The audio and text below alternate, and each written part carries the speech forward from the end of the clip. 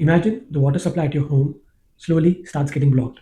Initially, the water flows, but over a period of time, it stops. Naturally, your household chores get disrupted. Something similar happens in the blood vessels of your heart. As the blood flow reduces and eventually stops, your heart function also gets disrupted. And trust me, your heart doesn't protest politely. If you or your friends or family have been advised to undergo a stent or a bypass surgery, then this can be one of the most confusing decisions of your life. I am Dr. Ashwin Venkatesh, a practicing cardiothoracic and vascular surgeon. And today, let me explain one of the most confusing decisions. When do you need a stent and when do you need a bypass surgery? Many people think that stent is a small procedure, whereas bypass is a big surgery. The real question is not which is smaller, but which is right for your particular condition. Our heart has two main blood vessels, which branch out into three and supply all the regions. These are called coronary arteries. Over a period of time, cholesterol starts building in this blood vessel, which we call as plaque. You can think of it as a fat traffic inside your blood vessels. As the blood supply goes down, the heart starts becoming angry. And when it stops, the heart sends an email to your brain in the form of a chest pain. A stent is a metal mesh like tube which is placed inside your blocked artery to establish blood flow in it. You usually need a stent when there is one or two blockages, when the blockage is short, when the heart function is good, when the artery is otherwise functioning well, or it's an emergency situation when a blood vessel is acutely blocked and the patient has severe symptoms, or when a patient is very sick and is unfit for surgery. Let's think of stenting as repairing a pothole on an otherwise good road.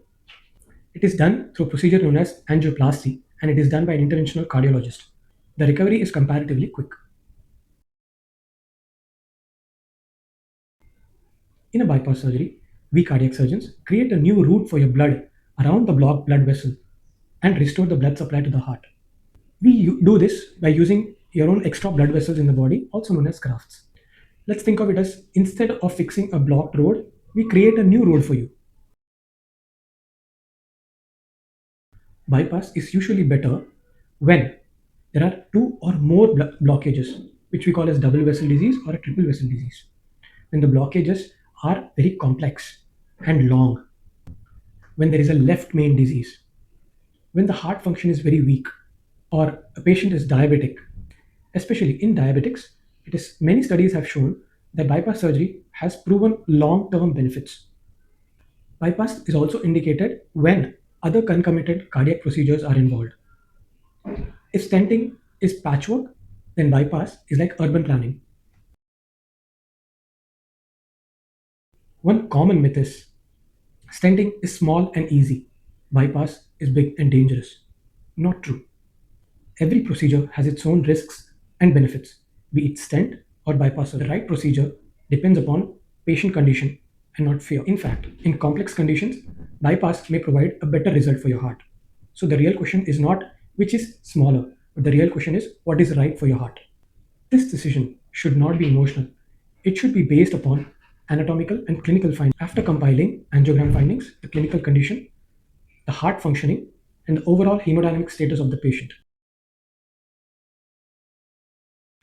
The heart team, it includes an interventional cardiologist, a cardiac surgeon, an intensivist, and a cardiac anesthetist.